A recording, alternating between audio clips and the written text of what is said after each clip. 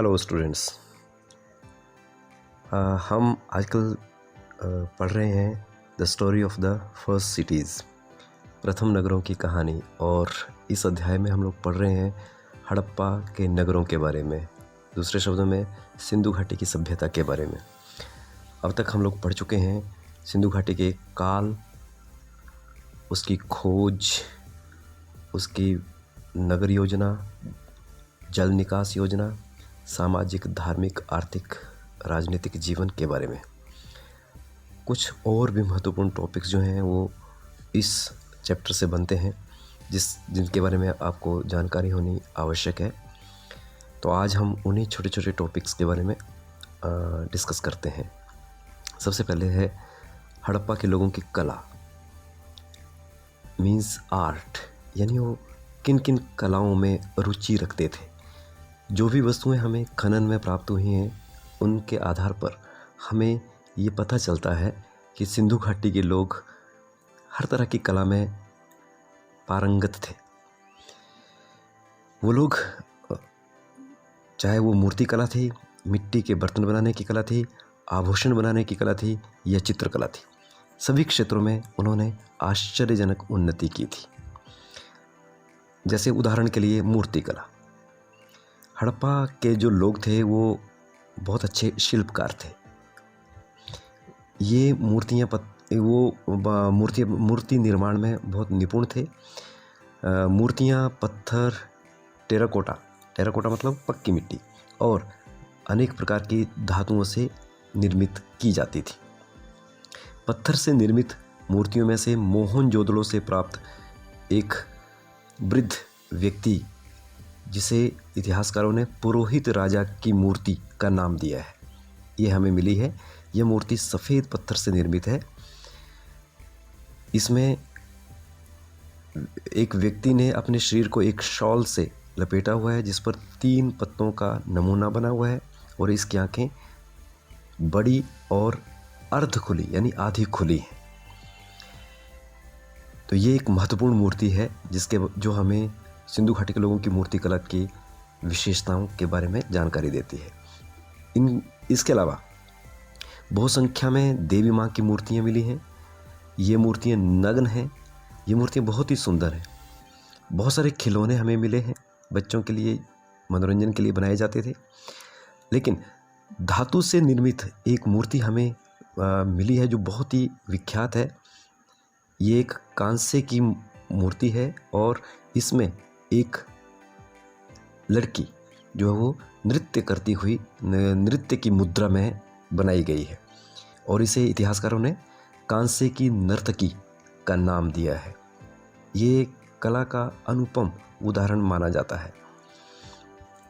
इस मूर्ति में नर्तकी का बायां हाथ कमर पर रखा हुआ है तथा दायां हाथ, इस मूर्ति में नर्तकी का जो बायां हाथ है वो कमर पर रखा हुआ है तथा बाएं हाथ में बहुत सी चूड़ियाँ पहनी हुई हैं। इसमें गले में एक हार है और सिर के बाल बहुत घुंघराले दिखाए गए हैं। नर्तकी को पूर्णतः नग्न दिखाया गया है। ये मूर्ति देखने में बिल्कुल सजीव लगती है। तो ये एक बेजोड़ उदाहरण है सिंधु घाटी के लोगों की मूर्ति कला का। इसके अलावा बर्तन बनाने की कला में उनका कोई मुकाबला नहीं था। बहुत ही सुंदर डिज़ाइन उन बर्तनों में वो लोग बनाया करते थे, जिसमें पक्षी, पशु, पौधे, फूल इत्यादि चित्रित किए हुए होते थे। तो ये भी उनकी एक अच्छे चित्रकार होने की हम कह सकते हैं कि एक उदाहरण है। इसके अलावा आपको बार बार बताया जा रहा है कि वो सोने, चांदी जैसी धातुओं के आभूषण भी बनाते थे। तरह तरह के बहुत ही सुंदर आभूषण शरीर के विभिन्न भागों में, जिनको पहना जाता था सौंदर्य के लिए। और चित्रकला में बर्तनों, मोहरों, घरों को सुंदर चित्रों से वो सजाया करते थे। ये चित्र मनुष्यों, फूलों, पत्तियों, पशु पक्षियों के होते थे। इन चित्रों को सुंदर रंगों से बनाया जाता था। इन चित्रों में जीवन की झलक स्पष्ट दिखाई देती थी। इसके अलावा हड़प्पा में मोहरें जो हैं, हड़प्पा की जो मोहरें हैं, ये एक महत्वपूर्ण टॉपिक है। मोहरें, हड़प्पाई मोहरें, सील्स जिनको अंग्रेजी में कहा जाता है। तो भारी संख्या में हमें ये खुदाई के दौरान मिली हैं। केवल मोहनजोदड़ो से मिली मोहरों की संख्या 1200 से अधिक है। ये मोहरें विभिन्न प्रकार की हैं, परंतु अधिकांश मोहरों का आकार छोटा है। ये मोहरें सेलखड़ी पत्थर से बनाई जाती थी। ये विशेष प्रकार का पत्थर सेलखड़ी पत्थर कहलाता है। इन मोहरों पर अधिकांशतः जानवरों के चित्र बनाए गए हैं। इन जानवरों में एक सींग वाले पशु यानी गैंडे, छोटे सींग वाले सांड, शेर, हाथी, 12 सिंगे के चित्र अधिक हैं। कुछ मोहरों पर वृक्षों तथा मानव के भी चित्र हैं। इन मोहरों पर एक ऐसी लिपि भी अंकित है जिसे आज तक पढ़ा नहीं जा सका है। तो ये ध्यान रहे, हमारा अगला टॉपिक हड़प्पा की लिपि। लिपि तो आप जानते हो, जब हम किसी भाषा को लिखते हैं तो उस लिखने की शैली को हम क्या कहते हैं? लिपि। उस भाषा की लिपि। जैसे हिंदी भाषा को हम जब लिखते हैं तो उसकी लिपि देवनागरी लिपि है। तो हड़प्पा की सभ्यता में जो हमें लिपि मिली है, जो उन्होंने उस समय के हमारे पूर्वजों ने जो बातें लिखी हैं, वो उनकी लिपि है। और उनकी जो लिपि है वो चित्रमयी है, यानी चित्रात्मक है। इस लिपि के प्राप्त वर्णों की कुल संख्या 375 से 400 के मध्य है। हर वर्ण किसी ध्वनि, भाव या वस्तु का सूचक है। हड़प्पा सभ्यता के अधिकांश अभिलेख संक्षिप्त हैं। यह लिपि बाईं से दाईं ओर लिखी जाती थी। ध्यान रहे, हड़प्पा के लोग बाईं से दाईं ओर लिखते थे। इस लिपि की सबसे महत्वपूर्ण बात यह है कि इस लिपि को अभी तक पढ़ा नहीं जा सका है, अर्थात कोई भी विद्वान इस लिपि को पढ़ने में और समझने में सफल नहीं हो सका। तो इसलिए इस लिपि को एक रहस्यमय लिपि भी कहा जाता है। बहुत से विद्वान इस लिपि को पढ़ने का प्रयास कर रहे हैं। 1992 में कुछ विद्वानों ने, जिनके नाम यहाँ पर मैं बता रहा हूँ, NK वर्मा और अरुण पाठक, इन्होंने दावा किया था कि वे हड़प्पा सभ्यता की लिपि को पढ़ने में सफल हो गए, लेकिन अभी तक इनकी पुष्टि नहीं की जा सकी है। तो जिस दिन हमारे विद्वान इस लिपि को पढ़ने में सक्षम होंगे, हम हड़प्पा के लोगों के बारे में और महत्वपूर्ण जानकारी प्राप्त कर सकेंगे।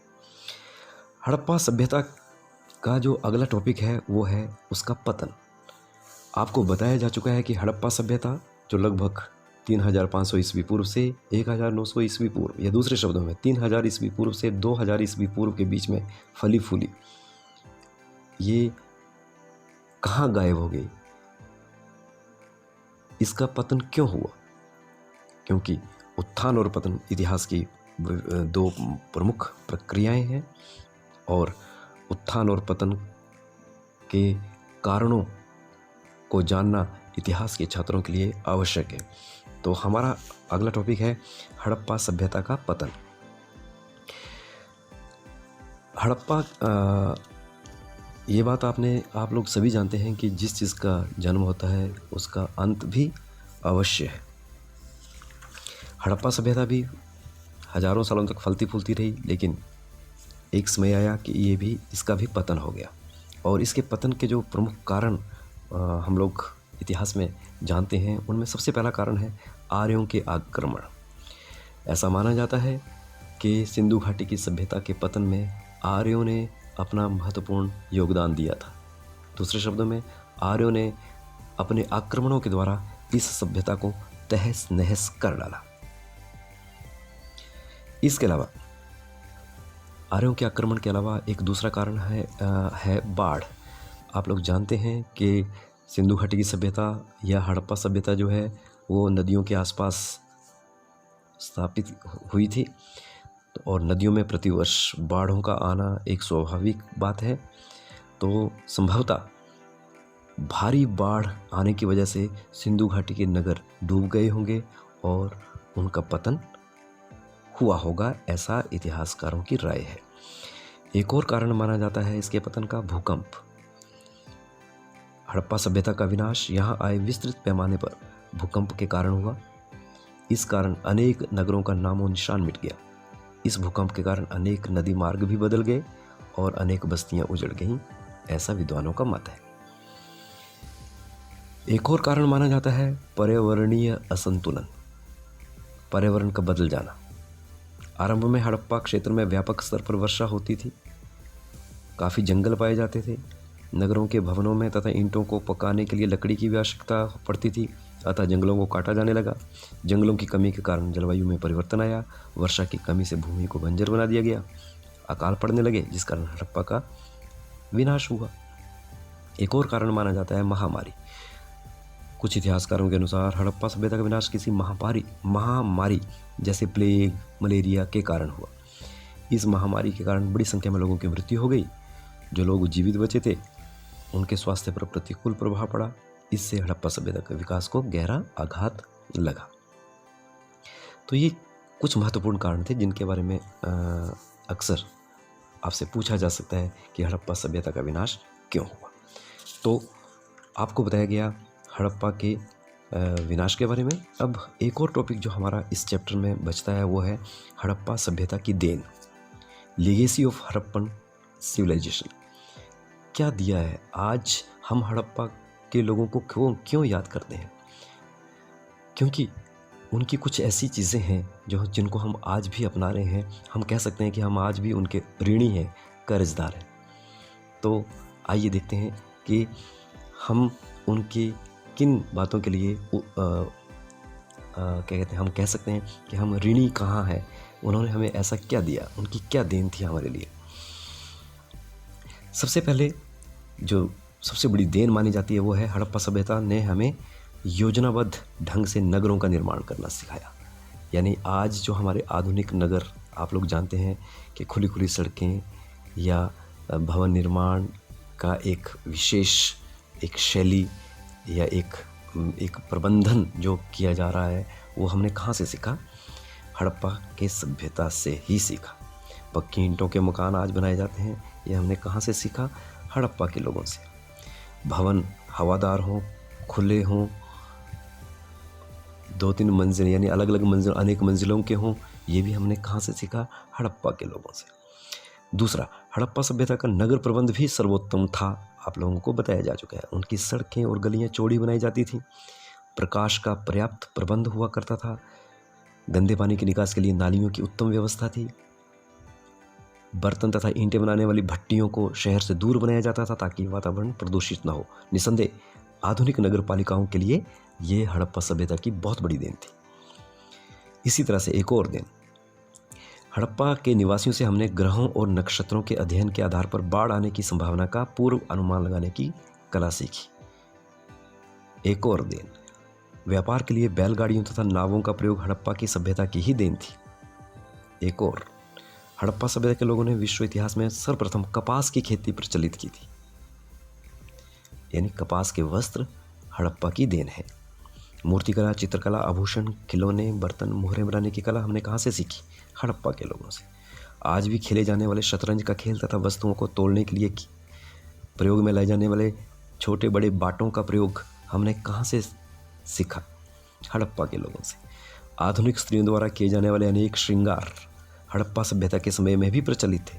पुरुषों में केश व दाढ़ी रखने का रिवाज हड़प्पा सभ्यता के निवासियों से ही सीखा। इसके अलावा हड़प्पा सभ्यता से हमने चरखा और आटा पीसने वाली चक्की बनाने का भी ढंग सीखा। हड़प्पा सभ्यता के धर्म के क्षेत्र में जो देन है वो हम पहले भी जिक्र कर चुके हैं। हाँ, आज भी हमारे देवी देवता जैसे मातृदेवी, शिव, अग्नि, जल, सूर्य, वृक्षों तथा नाग इत्यादि की पूजा जो हमारे समाज में प्रचलित है, ये हमने कहाँ से ली? हड़प्पा के लोगों से। आज भी लोग भूत प्रेतों, जादू टोनों में विश्वास रखते हैं, ताबीज़ पहनते हैं। ये सब चीज़ें हमने कहाँ से सीखी? हड़प्पा से। आधुनिक भारतीयों में धार्मिक अवसरों पर नदियों और सरोवरों में स्नान की जो प्रथा प्रचलित है वो हमने कहाँ से ली? आज भी हम लोग पवित्र दिनों में स्नान करते हैं नदियों और तालाबों में। ये हमने कहाँ से सीखा? हड़प्पा के लोगों से। तो कुल मिलाकर के हड़प्पा की सभ्यता के अंश हमारे आज के समाज में, धर्म में, हर क्षेत्र में दिखाई पड़ते हैं। इसलिए हम अपने आप को हड़प्पा के लोगों का ऋणी मानते हैं। आज के लिए बस इतना ही। धन्यवाद।